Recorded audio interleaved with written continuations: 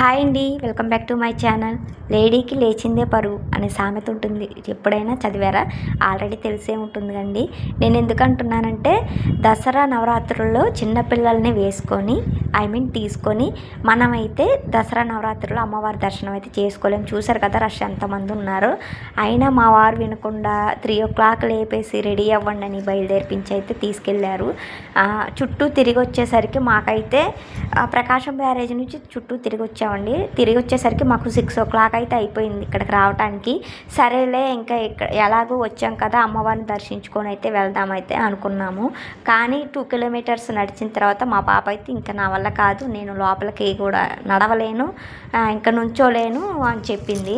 సరే పాపని ఇబ్బంది పెట్టడం ఎందుకని సగంలో డ్రాప్ అయిపోయాము.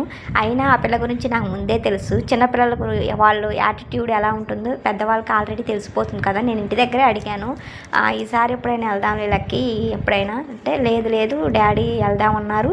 సరే బయలుదేరదామని ఇంకా బయలుదేరి వెళ్ళిపోయాం అనమాట. ఇంకా సగంలో అలా డ్రాప్ అయిపోయి కొద్దిగా అయితే డిసప్పాయింట్ అయ్యాను.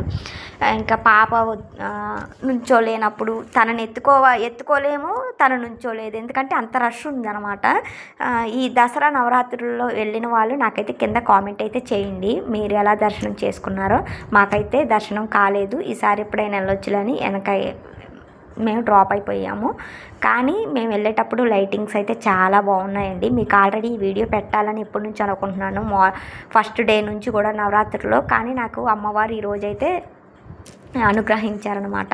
చాలా బాగా అనిపించిందండి. చూశారు కదా, మేము వెళ్ళేటప్పుడైతే ఈ వీడియో తీశాను. చాలా బాగా అనిపించిందండి. 2 కళ్ళు సరిపోలేదు నాకు ఈ వీడియో తీయటానికి. నేను చూసుకుంటూ వీడియో అయితే తీశాను. చాలా బాగా అనిపించింది. కాకపోతే డిసప్పాయింట్ ఒకటి, అమ్మవారి దర్శనం కాలేదనే. చిన్నపిల్ల వాళ్ళు ఉన్న వాళ్ళైతే వాటర్ బాటిల్స్ అక్కడే ఇచ్చారు. కాకపోతే ఎప్పుడైనా ఇలా దసరా నవరాత్రులు వెళ్తే ముందే ప్యాక్ చేసుకోవాలి, పిల్లలకి ఏమేమి కావాలనేది. చిన్న పిల్లలు ఉంటే ప్యాంపర్స్ లాంటివి కూడా పెట్టుకోవచ్చు, అప్పుడు ఇబ్బంది ఏమి ఉండదు అనమాట. అంతేనండి. అందరికీ హ్యాపీ దసరా. నేను కంటిన్యూగా వీడియోలు పెట్టట్లేదండి, ఎందుకు నెక్స్ట్ వీడియోలో చెప్తా.